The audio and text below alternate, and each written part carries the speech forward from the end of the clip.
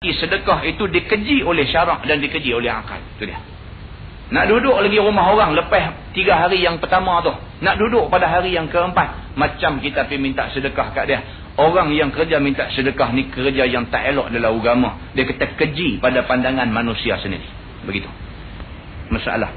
Menumpang tinggal di rumah orang lebih daripada 3 hari itu tidak diharuskan oleh syarak apabila jatuh kesempitan dan kesusahan bagi tuan yang empunya tempat tumpang itu. Itu dia. Kalau kita tahu rumah kawan kita nak pi ni dia ni susah, kalau dengan kerana kita pi akan menambahkan lagi susah dia. Nah, macam mana pula dia kata? Maka hendaklah kita tak usah pi. Tak usah pi duduk bermalam di rumah orang macam tu. Kita tahu dia tu memang sedia ada pun memang sedia susah dah. Kalau kita pi satu keluarga duduk rumah dia menambahkan lagi susah dia, maka janganlah kita pi duduk tambah susah dia. Begitu. Baik, bermula dalil yang menunjukkan tegah itu ialah hadis yang dikeluarkan oleh Imam At-Tirmizi. Katanya an Abi Shuraih Al-Ka'bi anna Rasulullah sallallahu alaihi ad-dhiyafatu thalathatu ayyam wa jaizatuhu yaumun wa lailah. Diriwayatkan daripada seorang sahabat Nabi sallallahu alaihi wasallam yang bernama Abi Shuraih Al-Ka'bi radhiyallahu anhu, bahwasanya Nabi sallallahu alaihi wasallam telah bersabda, ia bermula memberi tumpang itu 3 hari. Dan pemberiannya itu sehari semalam. Ada juga hadis Nabi kata, kita pi ke rumah orang ni jangan lebih daripada 3 hari. Dan wajib ke atas tuan rumah bagi kita jamu makan dan sebagainya ni hari yang pertama saja. Hari kedua, ketiga tak ada dah. Nabi ada pernah sebut macam tu. Wa ma anfaqa alaihi ba'da zalika fa huwa sadaqah. Dan barang yang dibelanjakan atas dhaif, atas tetamu kemudian daripada 3 hari itu, maka ialah seperti sedekah, yakni pahala jua bagi tuan tempat tumpangan itu. Dan jadi seperti orang yang menerima sedekah kepada orang yang menumpang itu. Maka jikalau orang yang menumpang itu berhati kemanusiaan, maka tidaklah kiranya ia menumpang lebih daripada 3 hari, melainkan apabila dapat keredaan daripada tuan tempat tumpang itu. Jangan duduk gagah duduk lebih pada 3 hari. Melainkan setelah 3 hari kita nak balik, dia sampai pergi buka angin tayar kereta kita dan sebagainya, tak kita balik sampai macam tu. Itu tak apalah, duduklah berapa lama dia suka. Kan, sampai pergi buka angin tayar kereta ni, punya tak bagi kita balik. Kan, yang tu duduklah berapa hari pun. Ni sampai kita kata, dia ingat nak balik esok, dia kata cantik. Dia tunggu lagi. Dia kata cantik pun tunggu lagi. Dia kata, kan punya tak fahamnya kita ni. Kita ni saja umpan dia. Kan, baru duduk sehari. Kita ni duduk perasan kata orang syok kita pergi rumah dia. Kita saja umpan dia kata, budak-budak pun duduk gaduh nak balik dah esok ni. Dia kata elok. Tunggu lagi. Tunggu apa lagi? Malam tu mau balik. Tunggu apa lagi? Kan? Elok dia kata. Elok tu kira lagu nak kena balik dandan lah. Macam tu. Kan? Makna kata dia susah lah. Dengan kerana kita ada tu dia susah. Jangan tunggu dah macam tu.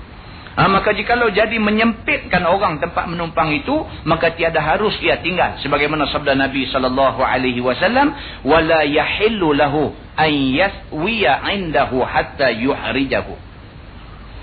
Maksud dia, dan tiada halal bagi orang yang menumpang itu bahawa tinggal diam ia di sisinya sehingga menyempit dan menyusahkan akan orang yang tempat ia menumpang itu. Tak mahu dah. Tak halal dah Nabi kata. Kalau sekiranya tuan rumah rasa susah dengan ada kita ni, kita duduk tu jadi tak halal dah, tak mahu dah macam tu. Kata At-Tirmizi, dan pada bab ini ada riwayat daripada Siti Aisyah dan Abi Hurairah, dan katanya bermula ini hadis sahih. Masalah menumpang tinggal tidak dengan izin tuan rumah lebih daripada 3 hari itu tidak halal ia. Kata Imam Nawawi rahimahullahu taala dalam syarah Muslim, tidak halal bagi orang yang menumpang itu tinggal di rumah tumpangannya kemudian daripada 3 hari sehingga menjatuh akan tuan rumah itu dalam dosa. Kita duduk gagah duduk lagi dah 3 hari dah, kita nak duduk lagi hari keempat, hari kelima duduk cadang nak duduk seminggu. Tak halal dah. Kita duduk tu dah jadi tak halal. Pasal apa? Pasal dengan kerana kita duduk tu, tuan rumah tu duduk berdosa.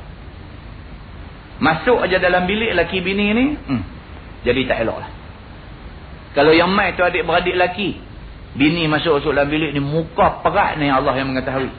Kan? Dia masuk mai, dia kata awak adik-beradik hang jadi macam ni. Dia kata kat laki.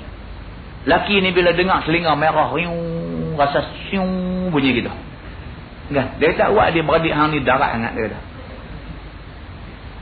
Kita nak marah dia pun darat sungguh dia beradik kita ni. Kan? Gitu.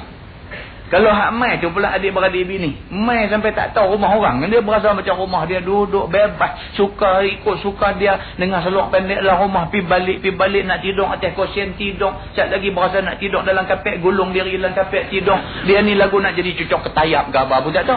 Laki ni pun dah naik satu macam dah puting beliung pun nak mai dah kat dia. Masuk dalam bilik. Dia kata kat bini dia. Awak adik-beradik hang ni jadi macam sakai. Dia bubuh sakai pula. Kau nu kata darat kat adik-beradik dia. Dia kata kat adik-beradik bini dia sakai.